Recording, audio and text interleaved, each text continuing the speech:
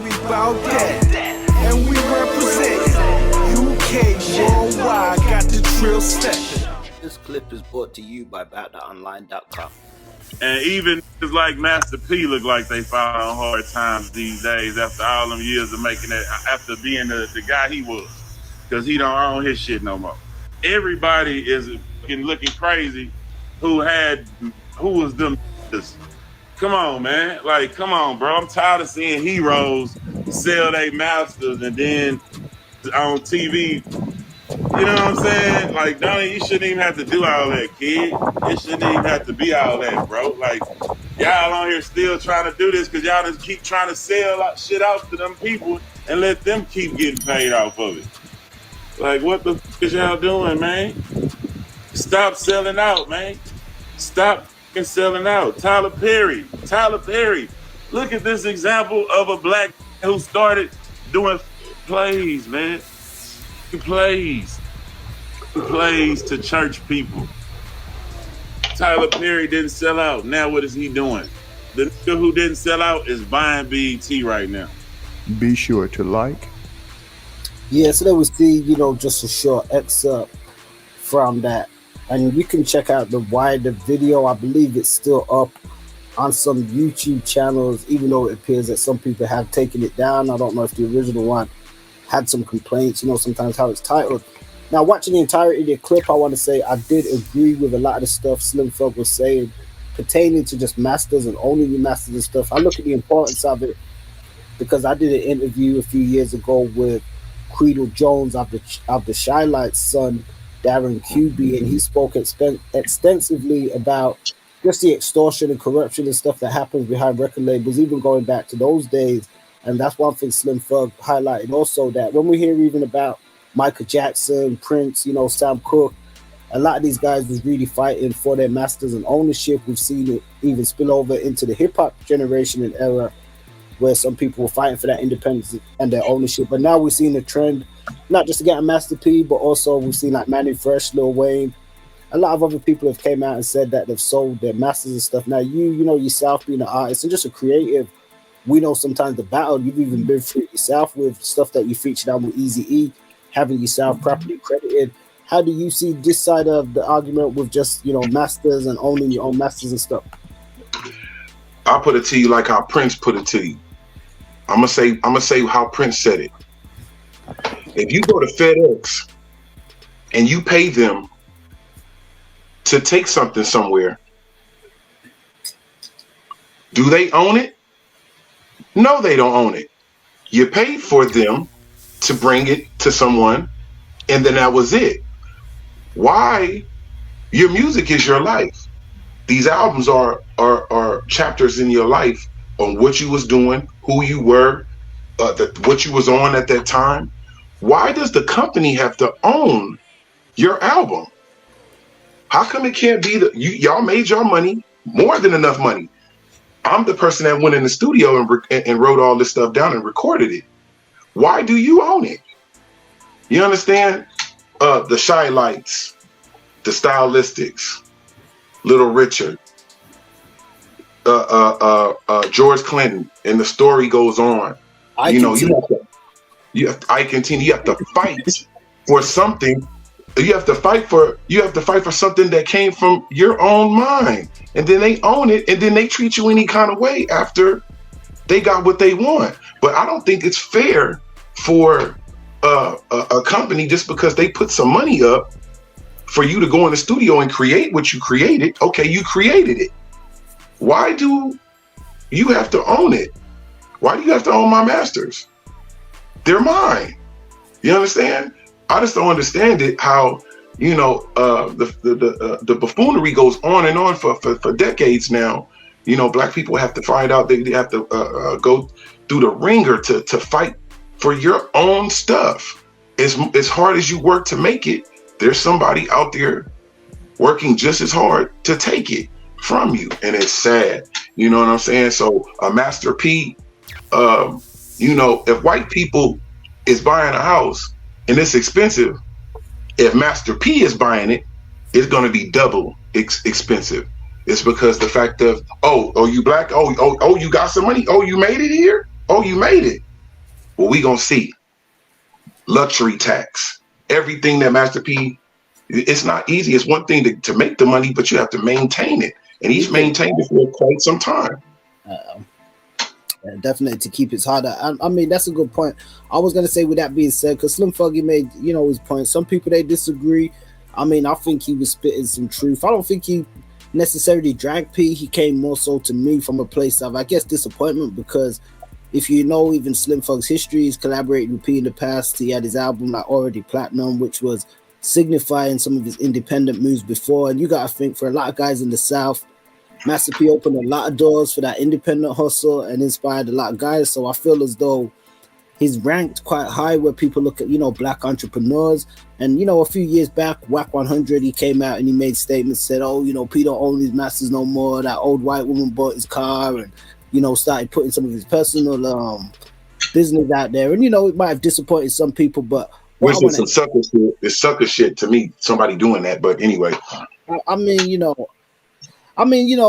me, I like to look at things objective. I'm not saying Whack right, but I mean, the reason why Whack was saying he was doing it at the time, because in his words, he felt P was disparaging Nick Cannon, and he was saying you don't really have the right to disparage Nick Cannon based on the image that you're presenting not actually being as accurate as, you know, you present it to the people. Now, we know this is the industry, so we've seen different people say stuff. We can't really go from just, you know, hearsay, stuff like that. I just want to go back, though, to the masters and stuff, because obviously Slim Thug mentioned, you know, P, and, you know, yourself, you've been involved in labels, and P allegedly, you know, sold his catalog of masters and stuff like that. So do you think, like, the label is wrong in that situation for, let's say, if they have ownership of different artists' masters, and, you know, because it's like you said, as an artist, you feel as though you wrote the stuff or you produced the stuff, but you may not know completely the business and end up giving away your rights to, let's say, a label and stuff. And then, you know, for instance, they sell it. You know, what's your thoughts on that side of things? Well, it's what you don't know is somebody else's come up. You know, they know a lot of these artists come from, even you could be book smart. You could still be book smart and still don't know about the industry and the ins and outs and the shady go-betweens and the, you know, all the ins and outs of it, you know, and what's wrong is when a person can look at you and they can tell that you don't know, and then they go and take advantage. You know what I'm saying? That's just wrong, you know. And so that's why it's doubly I go hard on my own people, because they'll go through that with somebody and then complain about it, and then turn right around and get their own label and do it to another artist. You know what I'm saying? Or you know, we got to go through too many other things in this world than our own people, you know, doing what they doing to us. Everybody greedy and Hollywood and acting like they you know what I'm saying? Or I don't know what it is, man, but it's too much for me to even really sit up and try to fathom the thought of it. But I'm gonna tell you something. You know, I respect Master P because, you know, shit, Master P got kids. Master P has put people in college. Master P got, you know what I'm saying? That upkeep is a mother, you know, so I respect him. You know, it's hard to hold on to that type of money. You know what I'm saying? But he's a hustler, so that's why you see him with cereal and noodles, and you know what I'm saying? But Master P made enough money to where he should never be broke ever again.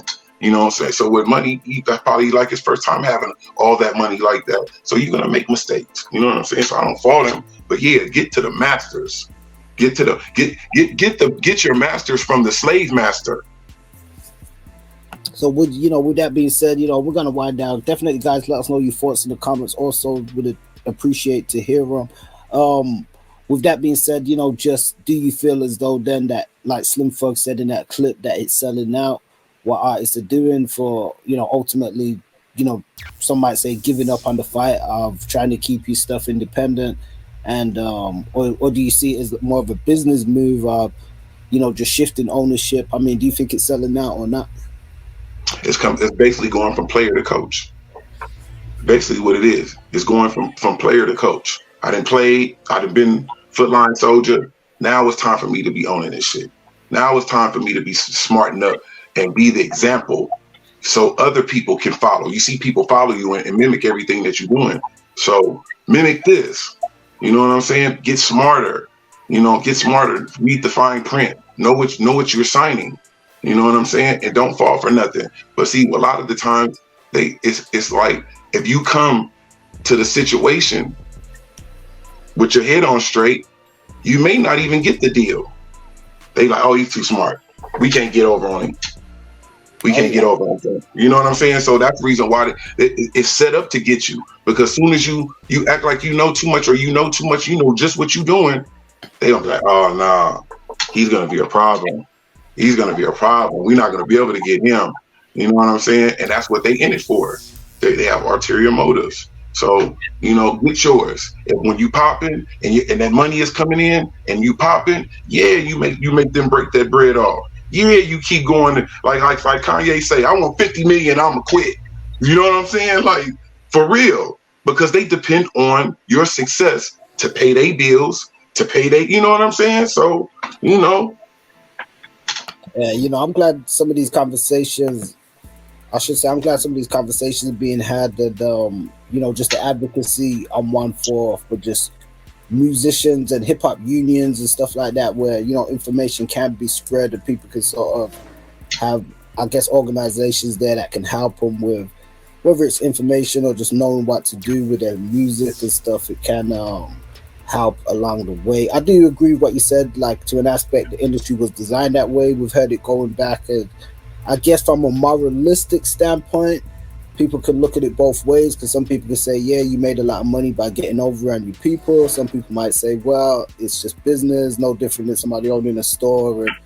But, you know, the great point that you made, you know, when Slim Thug made it, and I think you said Prince made it, and many others, it's the aspect of just creating something and having that kind of ownership, and then in this kind of mode of business, it then becoming ownership to somebody else and then making money off it, as opposed to, like you said, if you're just hiring somebody for a service, or it should be like, you know, they distributing for you or they're promoting for you, to they take ownership. But when we look at the underpinnings of the music business, that's how they make the money. So, you know, they're going to make money from exploiting the copyrights. And that's how they stay having money. That's how they stay in the game and having money, is because of the fact of they doing the buffoonery. But that's sad to do that, and that's taking advantage of people. You know what I'm saying? How could they sleep at night? But they do sleep at night, and they don't care. You know what I'm saying? That's why you be on top of your business. You be on top of it. It's 90% business and 10% show. Well, there you go. Can't say no more than that. And we representing UK worldwide, got the trill stepping, cause we bout that. And we representing UK worldwide, got the trill stepping. We be representing about that online. That's the hottest spot, the real ones. You